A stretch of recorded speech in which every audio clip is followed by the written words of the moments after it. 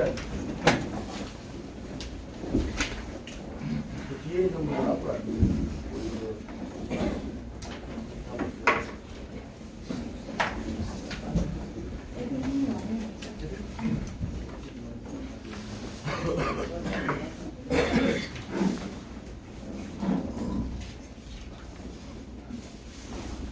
우리 공화당 1월 28일 최고위원회를 시작하겠습니다.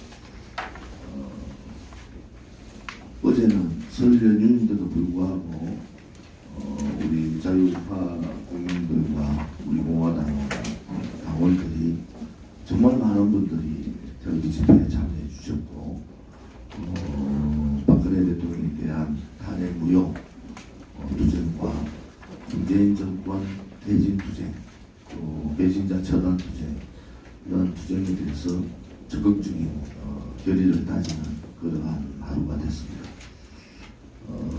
쌀쌀한 날씨에도 불구하고 제가 1호차 위에서 봤더니 정말 많은 분들이 오셨대요. 그 행진의 대열이 끝이 없이 전개되는 그런 걸 보고 또 설 연휴 귀향객들 하고 맞물렸는데도 불구하고 많은 분들이 지방에서 한 분 한 분 당의 여러 가지 사항들을 감안하시면서 오셔서 우리 공화당 중심의 다음 총선 4월 15일 총선에 적극적으로 총선 승리를 위해서 다짐하는 계기가 됐습니다. 오늘은 박근혜 대통령께서 옥중투쟁 1034일째 되는 날입니다.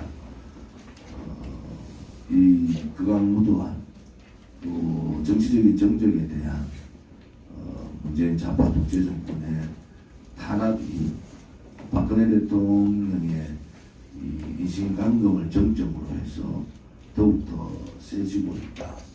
지난 검찰의 난이라고 그러죠. 검난에서는 청와대를 수사하고 있는 수사팀의 간부들을 다 교체해버리는 역사상 있을 수 없는 독재, 그것도 공산 전제국가에서나 가능한, 북한이나 중국에서나 가능한 이런 독재의 행태를 공공연하게 하고 있다. 언론방송의 민노총에 장악된 언론방송이 그것을 양비론적으로 보도하는 그 자체가 대한민국은 죽었다, 이런 생각이 듭니다. 그들의 포갑정치, 공포정치, 반국민, 반대한민국, 반자유민주주의 체제 정책은 좌파 독재 정권, 문재인 좌파 독재 정권의 말로가 멀지 않았다는 것을 저는 또 느끼고 있습니다. 대한민국은 그런 좌파 독재 정권, 소위 말하는 토착 빨갱이들이 마음대로 지고 흔드는 그런 나라가 아닙니다. 70년의 위대한 대한민국의 역사가 있었고 자유민주주의 체제를 지키기 위한 수백만 명의 희생이 있었고 또 그 희생을 바탕으로 지금의 대한민국을 만든 겁니다. 전 세계가 가장 우러러보고 박근혜 대통령 정부 때 40개월 이상 연속적인 경제 성장 하부가 문재인 정권 답자말자 지금 3년차 들어가는 한 달도 빠지지 않고 마이너스로 가고 있는 이 경제 상황을 보면 과연 대한민국 국민들이 지금 야당이나 일부 언론 방송에서 다음 총선이 야권에 대한 심판이다, 이런 말도 안 되는 얘기들을 할 수가 있습니까? 경제 무너졌죠. 북핵 평화쇼 거짓으로 다 드러났죠. 국민들한테 검찰 자기가 임명했는 검찰총장 권력에 어떠한 권력에도 굴하지 말라고 얘기했던 그 검찰총장을 죽이기 위해서 또 청와대 게이트라고 하는 게이트도 한두 개가 아니잖아요. 지금 울산시장 문제는 이것은 정권이 그냥 끝나는 거 아니겠습니까? 또 청주 고속터미널 문제, 지금 여러분들이 상상할 수 없는 청와대 주변 인물, 이 정권의 핵심 인물들의 부정부패가 드러나고 있는데 그것을 수사하는 수사 중간 간부들까지 책임자 물론 중간 간부들까지 다 이렇게 좌천시켜버리고 또 보직을 바꿔버리고 자기 입맛에 맞는 사람. 한편으로 서울고검장이 어떻게 검찰총장을 패싱하고 법무부에다가 보고를 합니까? 이것은 검찰의 지휘체계를 무시한 항명이잖아요. 검찰총장은 그 항명을 물어서 이승민을 그냥 파면시켜야 됩니다. 수사기관의 엄정한 판단이 서지 않으면 이것은 어떻게 수사를 할 수 있습니까? 검찰총장을 패싱한 서울고검장은 지금이라도 스스로 물러나는 것이 맞다. 오죽했으면은 검찰 내부에서 지금 검찰 내부는 불불 끓고 있는 거 아닙니까? 검찰 개혁을 얘기하지만은 제가 몇 번 말씀드리지만은 검찰 개혁은 공정과 정의가 바탕이 돼야 됩니다. 공정과 정의가 없는 검찰 개혁은 개혁이 아닙니다. 그냥 자기 사람 꽂아놓고 자기 마음대로 휘두르겠다. 공수처법 처리 날치기 했지 않습니까? 이제 검찰만 장악하면은 상권 분립에 상권은 다 무너지는 겁니다. 민주주의의 근간은 상권이 분리되어 있는 거예요. 행정권, 입법권, 사법권이 분리되어 있는 거예요. 그런데 개헌을 하지 않고 대통령제 하에서 국회만 내각제를 도입한 것이 바로 4+1 체제입니다. 입법권이 무너져버립니다. 입법권의 기본은 뭡니까? 교섭단체 20명의 교섭단체가 모든 협상을 하게 되어 있고 그 교섭단체를 통해서 정부를 견제하는 거거든요. 그런데 제1야당을 패싱시켜버리고 자기 마음대로 4+1 체제로 그냥 법도 통과시키고 예산도 통과시켰다. 그럼 국회가 죽은 거죠. 그래서 입법권이 완전히 무너진 거다. 그 다음에 사법권은 헌법재판관 지금 9명 중에 6명, 이제 2명 또 임명합니다. 완전히 좌파로 장악했습니다. 대법관 13명 중에 8명. 이제 끝난 거잖아요. 하나 남은 검찰조차도 이렇게 중간간부 책임자, 수사 책임자, 그들의 부정부패에 칼을 겨누고 있는 수사 책임자를 전격적으로 교체해버리는. 도대체 추미애라는 사람은 다음에 이 부분에 대한 어떻게 감당을 하려고 그러느냐. 대통령이 병이 들어도 단단히 드는 사람이다. 추미애는.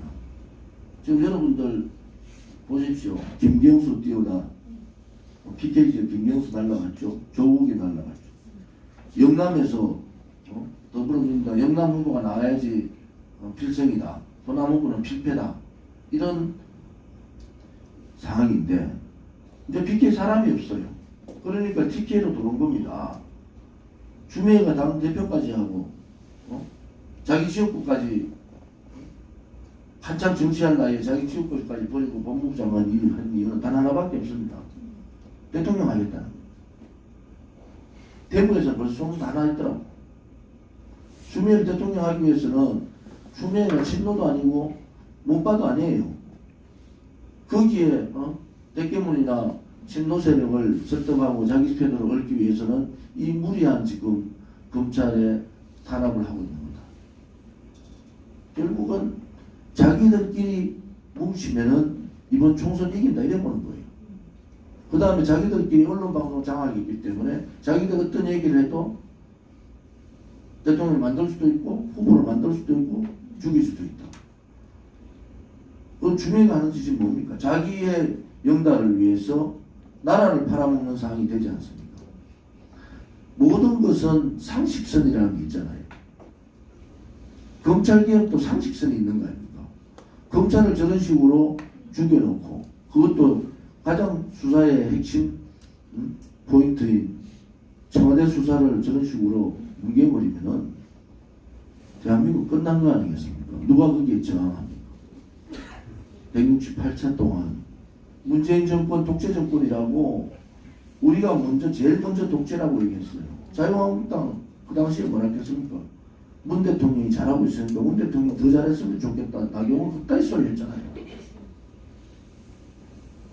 우리 공화당이 항상 투쟁의 기치를 가장 먼저, 핵심을 가장 먼저 찌르면서 가고 있는 겁니다. 사건이 물론 무너졌다고 암만 얘기해도 연동형 비례대표제가 우리 공화당한테 다 좋은데 왜 반대하느냐고 했을 때 우리는 예상했잖아요. 좌파들은 4개, 5개 정당 움직이지 않고 우파 보수들은 수십 개의 정당이 나와서 지리멸렬한다. 연동형 비례대표제는 보수를 죽이기 위한 함정이다. 우리 그렇게 투쟁했지 않습니까? 결국은 우리 공화당이 옳았습니다. 우리 공화당의 기치대로 그것은 4가지 어제 제가 연설에서도 얘기했지만 첫째는 박근혜 대통령의 거짓 불법 탄핵 그것은 탄핵 무효고 박근혜 대통령은 적각석방 복권되고 그 박근혜 대통령을 정점으로 해서 새로운 대한민국 건설을 해야 된다. 이것이 첫 번째 우리 공화당이 가야 될 길이다. 두 번째는 촛불 쿠데타 권력 찬탈 세력 소위 말하는 정통성을 가지지 않은 문재인 정권을 끌어내려야 된다. 설 민심은 그겁니다. 문재인 정권 끌어내리라. 좌파 독재 지금까지 좌파 그냥 문재인 좌파 정권이 아닙니다. 독재 정권이기 때문에 국민의 저항권을 발동해서 끌어내려야 된다. 세 번째는 이 원초적인 단초를 제공한 배신자들에 대한 역사적 심판이 있어야 된다.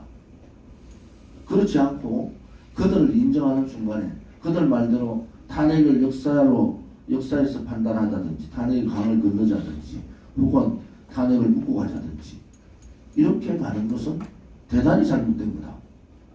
박근혜 대통령께서 1034일 동안 옥중에서 말 한마디 하면서 투쟁을 하고 계신데 어떻게 탄핵을 묻고 갈 수가 있습니까?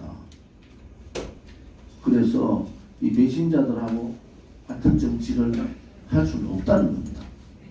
그들하고 유승민이 들어가는 통합구도에 들어가지 않는 이유도 뭐 제1통합, 제2통합 이런 거 안 됩니다. 유승민과 김무성이 살아있는 한 우리 공화당은 자유한국당하고 할 수가 없는 겁니다. 단지 유승민, 김무성, 홍준표가 또 탄핵 보적이 전개를 떠나면 우리는 그날부터 자유한국당하고 대통합을 할 문을 열겠다 말씀드렸잖아요. 국민들은 유승민하고 통합은 통합이라고 보지 않는 거예요. 자유한국당 우리 공화당이 통합하면 그때야말로 국민들이 대통합을 이뤘다고 보는 겁니다. 이제는 우리가 가야 되는 그 길, 또 우리가 경제공약, 1차 경제공약, 또 국방안보 외교 공약, 1차 공약을 했지 않습니까? 이제 우리 공화당은 이 3가지의 원칙 하에 더 나아가서는 이제 미래를 생각하자. 미래가 뭡니까? 우리 공화당한테 주어진 것은 한 번도 경험하지 못한 정당을 우리 스스로가 만든 거예요. 그 정당이 해야 될 과정은 우리가 한 겁니다. 태극기를 주도했고 촛불 쿠데타 광장을 태극기 광장으로 바꿔놓고 투쟁에 누가 봐도 우리 공화당은 정정당당하게 지금까지 투쟁을 했지 않습니까? 그것도 자기 돈으로 민초들의 자발적인 투쟁을 했지 않습니까? 자, 이제 과정이 왔는데 그럼 우리가 공화당에 가야 될 길이 뭔가? 우리 공화당한테 주어진 임무가 뭔가? 그것은 바로 개혁입니다. 한 번도 보수들이 하지 못한 개혁의 깃발을 들자. 그리고 머리부터 발끝까지 우리 대한민국의 헌법적 정체성, 대한민국의 정체성을 빼놓고 머리부터 발끝까지 다 바꾸자. 우선 보수 우파 정당이 먼저 바뀌어져야 된다. 이것이 정당개혁의 문을 여는 계기가 될 것이다. 그 다음에 국회 개혁하자. 그리고 마지막으로 통일, 자유민주주의 통일을 대비한 정치개혁까지 가자. 그것이 우리 공화당한테 주어진 지상과제고 그것이 국민의 명령이다. 또 민초들이 한 땀 한 땀 흘리면서 피 흘리면서 투쟁했던 그것이 바로 우리 공화당이 가야 될 길이라는 거죠. 저는 우리 공화당이 그런 식으로 가야지 되고 그것이 대한민국의 큰 변화와 혁신과 개혁의 중심 세력으로 설 거다 이렇게 생각합니다.